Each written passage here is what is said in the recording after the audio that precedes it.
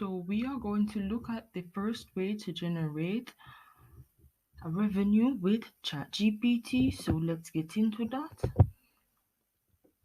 And here you see me focusing on using ChatGPT to get clients via Twitter.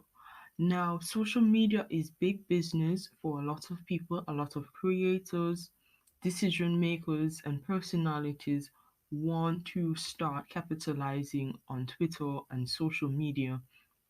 And as such, you can manage their accounts as a ghostwriter, and then that would be your business.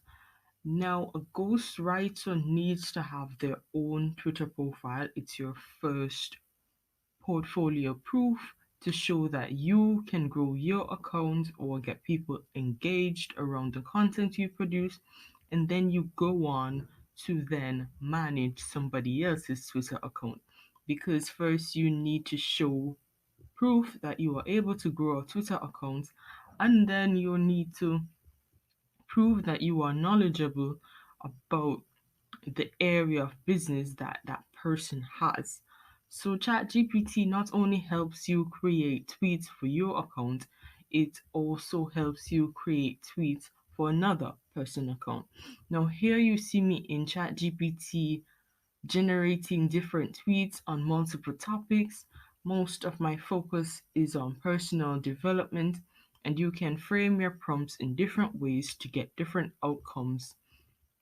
And of course, ensure that you are always active on the person's profile. You can generate tweets, or you can have GPT or GPT-4 produce threads. Now, it is important that you mix tweets with threads because threads are a lot denser. It's a long form content of Twitter, and if it is packed with value, knowledge that people need to gain to improve their lives, they will start engaging with that page and seeing you as the person to go to. And of course, GPT speeds up this process because it has access to a reservoir of information to have you then go on to create tweets around this information for your client. And here I'm phrasing questions differently to generate different type of tweets, and then we would copy and paste it or do a little editing before adding it to Twitter. Now, many people have admitted to using GPT to help them make tweets. Some of them have underperformed and some of them have went viral, just as if a human had done it. And a lot of creators have tested the fact that people can't tell the difference.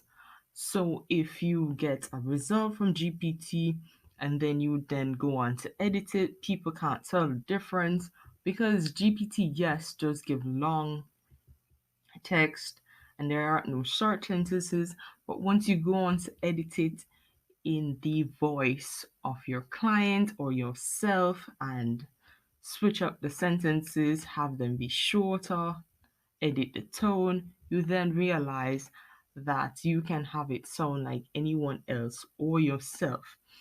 In a previous course, I showed that GPT does have the power to tell stories. And so, yes, it does have the power to mimic you or your client. And it also has a reservoir of information that you can gain quick access to and create tweets. Of course, for more specialized answers and tweets, you would then go on to edit how you format your prompts.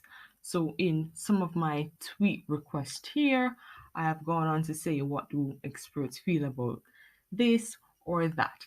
Now for one instance, I say what advice would experts suggest for productivity because I want to use phrases that people would associate with productivity. For example, the 80-20 rule, and I want it to be non general, I want it to be factual. I want people to come to my page or my client's page and see us as a leader or somebody able to give them what they need, and them coming here and regularly getting fresh content that they wouldn't get anywhere else. And so you go on to be specific with your prompts. Notice here that once I suggest that it is for social media or suggest a specific social media account like Twitter, it generally goes ahead and just gives me emojis in every suggestion, or it goes on to give hashtags. It also ensures that each answer is short enough for general copy and pasting use. And if you don't want those emojis or hashtags in your answer, you would then go on to tell GPT that, hey, do not include that in there. But ghostwriting is a very good idea if you're looking to be a social media manager in some form and have GPT speed up that process for you. It's a possibility.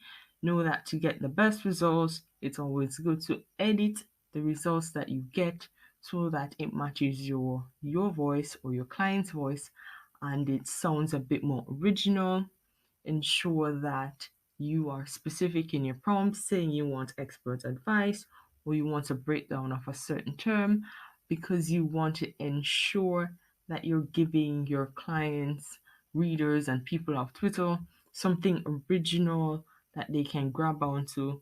And your ghostwriting business does go on to give your clients a lot of followers or help them build their business in some other way.